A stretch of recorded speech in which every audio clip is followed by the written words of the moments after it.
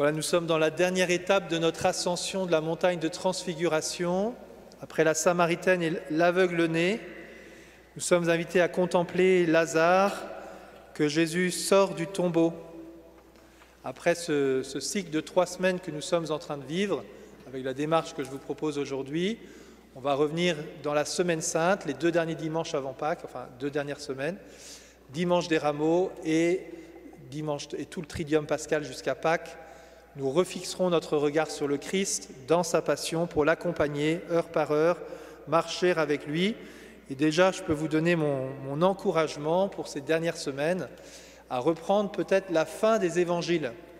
Sur chaque évangile, regardez à partir du moment où Jésus rentre à Jérusalem, on célébrera ça la semaine prochaine, et puis relire, commencer par Marc, c'est le plus court. Voilà, comment il regarde ces dernières semaines, qu'est-ce que Jésus va dire dans le temple et tout, comment il va être arrêté, livré. Et puis, mais pour aujourd'hui, demandons la grâce, comme dans la transfiguration, puisque nous sommes au terme de l'ascension, eh bien d'être saisis par la nuée. Vous remarquerez que la place de l'Esprit Saint est encore très forte. Nous avons le grand texte de Romains 8 en 2e lecture, qui est le grand texte de la vie dans l'Esprit Saint, qui fait suite au constat de l'homme pécheur.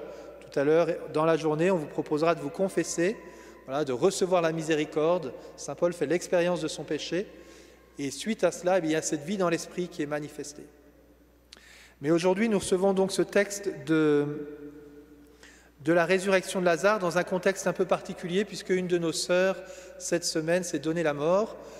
Une sœur qui était à la messe des jeunes la semaine dernière, au bistrot, j'ai soupé avec elle, et puis nous avons appris mardi qu'elle s'était suicidée. Et donc forcément, ce texte de la résurrection de Lazare, avec ces paroles de Marthe et Marie, si tu avais été là, mon frère ne serait pas mort, nous interpelle, nous bouscule.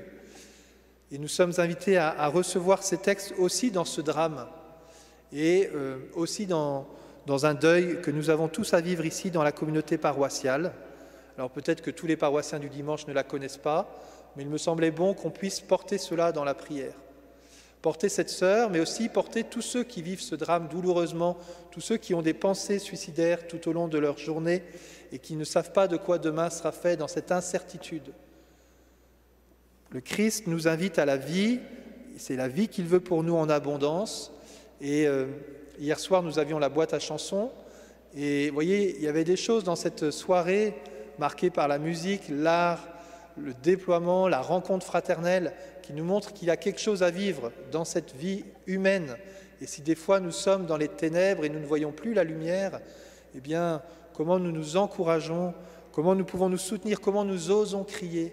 Là, je suis vraiment dans les ténèbres, des profondeurs, je crie vers toi, Seigneur, Seigneur, écoute mon appel.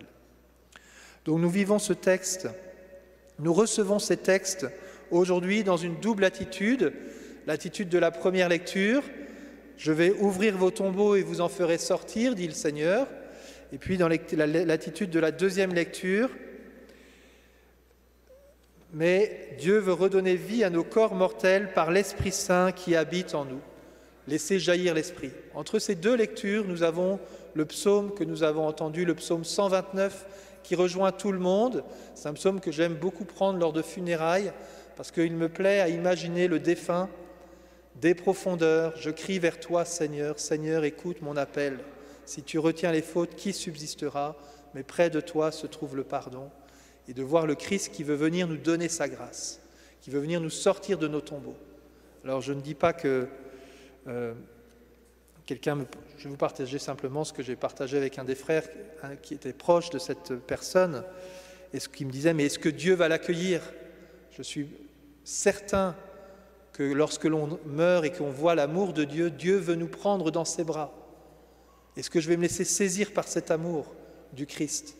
De là à dire que la personne qui a commis ce geste ne va pas se dire « mais je ne peux pas aller au ciel pour l'instant parce que, Seigneur, je veux me purifier, parce que peut-être que j'étais dans une grande détresse, mais sûrement j'ai encore à me purifier parce qu'il y a des frères et sœurs sur terre peut-être qui vont perdre l'espérance, qui vont perdre la force de mener le combat. Et au nom de cette vie, eh bien, Seigneur, je te demande la grâce de me pardonner et de me revêtir, de vivre cette purification et d'intercéder pour tous les autres qui luttent dans la vie quotidienne. Mais il n'y a pas de doute dans cet amour de Dieu. Donc cette première lecture nous montre « Je vous ferai sortir de vos tombeaux », Dieu qui veut nous donner cette vie éternelle. Et la deuxième lecture nous montre une autre manière de vivre ces tombeaux que nous vivons aujourd'hui. Nous vivons dans la vie présente quand Dieu parle par le prophète Ézéchiel, « Je vous ferai sortir de vos tombeaux », il parle à des vivants, il va les faire revenir dans la terre d'Israël, il y a une vraie allégorie. Et nous aussi, nous pouvons vivre tout en étant vivants, et bien nous avons ces lieux de mort dans notre vie, et nous voulons laisser jaillir la vie en abondance.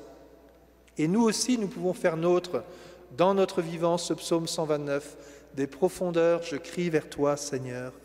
Oui, près du Seigneur est l'amour, près de lui abonde le rachat.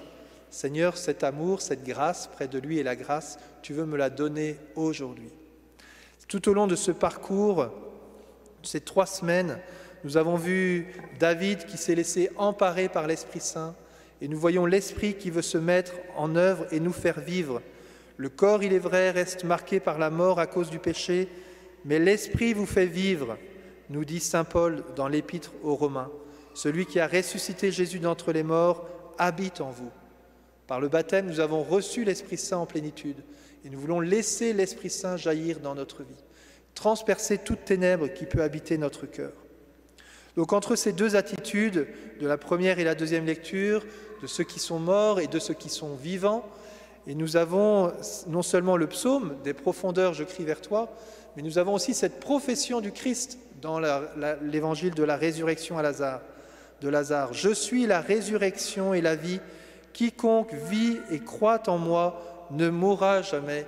Crois-tu cela ? Crois-tu cela ?»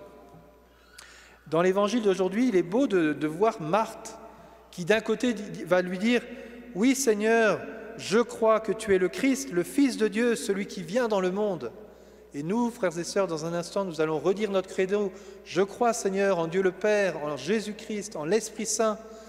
Je crois Seigneur que tu déploies ta puissance dans ma vie. » Et en même temps, juste après, on voit une Marthe qui a dit « je crois » et qui juste après, quand on lui dit « ouvrez, enlevez la pierre du tombeau, je vais agir maintenant », elle dit « mais Jésus, c'est le 4e jour, il sent déjà ». Toute une tradition juive où pendant 3 jours, l'âme peut rôder autour du corps. Et le 4e jour, pourquoi Jésus ressuscite le 4e jour, réalise cette résurrection le 4e jour, parce qu'on est sûr qu'après le 4e jour, la personne est vraiment morte. Et donc Marthe, qui a à la fois une grande foi, va dire en même temps « Seigneur, t'es sûr que c'est ce que tu veux faire maintenant ?» Et ça, c'est vraiment nous, frères et sœurs. À la fois, on peut avoir des moments où vraiment on perçoit « Et Seigneur, je crois en toi et j'irai jusqu'au bout du monde à ta suite », et d'autres moments, Seigneur, ma foi est fragile. Et nous avons un autre personnage dans la Bible qui fait cette belle profession de foi. Je crois, Seigneur, viens au secours de mon peu de foi. Qui joint comme ces 2 attitudes de notre cœur. Je crois, Seigneur, viens au secours de mon peu de foi. Alors, frères et sœurs, je vous propose simplement aujourd'hui que nous puissions redire notre credo et qu'après cela, nous puissions demander l'Esprit Saint en abondance. Voilà, pendant ces 3 semaines, nous avons fait grandir notre soif de vivre de cette vie nouvelle. Mais de nos soifs humaines, comme la Samaritaine, nous sommes rentrés dans une soif plus grande, une soif de connaître, une soif de savoir, de passer de cette conscience que nous ne savons pas à passer à la foi. Je crois, Seigneur, pour savoir, pour que nous puissions dire aussi, nous savons, Seigneur, que tu es le Sauveur du monde. Et ainsi, comme nous le voyons aujourd'hui, pour vivre. Cette foi que le Christ nous donne, elle transforme notre vie. L'enjeu, c'est vraiment d'entrer dans cette vie en abondance. Je veux que vous ayez la vie et la vie en abondance.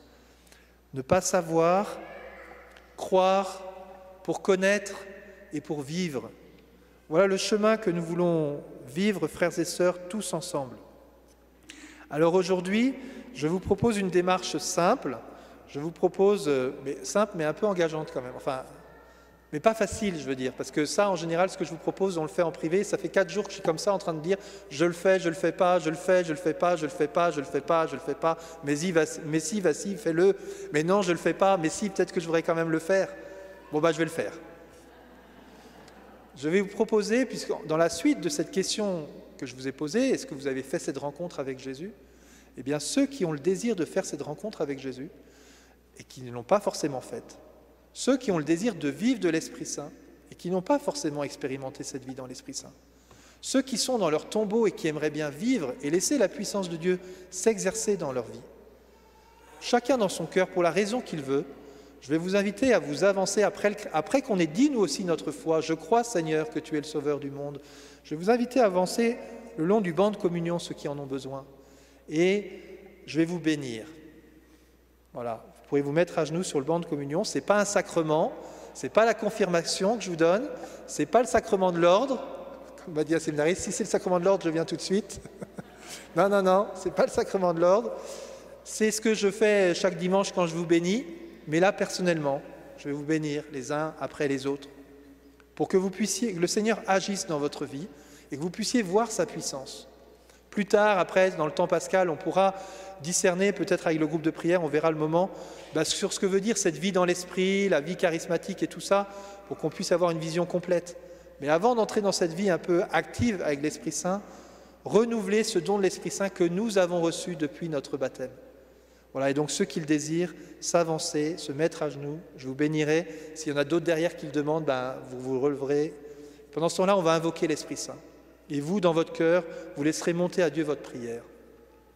Et après le Seigneur, on va rentrer dans cette semaine sainte et demander au Seigneur de vous aider à vivre, à se manifester à vous dans votre vie quotidienne, chez vous lorsque vous lirez la parole, à un moment particulier, dans le Triduum pascal, dans ce que nous vivrons ensemble, vraiment pour désirer vivre cette expérience. Je voudrais conclure en priant, je me revenais ce psaume 72, le psaume 72 qui dit « Ah, tous les impies prospèrent, ils ont une vie, ça marche bien pour eux, et moi, Seigneur, j'arrête pas de râler, de chialer, comme dit ici, ça marche pas, je te vois pas, t'es où dans ma vie, je te vois plus. » Et puis la deuxième partie du psaume a dit « Moi, comme une bête, je ne savais pas, mais tu es toujours avec moi. Toi, tu es avec moi, toi qui guides ma main et me console. Tu étais avec moi et je ne le savais pas. Toi, tu es toujours avec moi. » Voilà, vivre cette expérience, alors même qu'on peut se dire, c'est plus facile pour d'autres, que finalement, Seigneur, tu es toujours avec moi.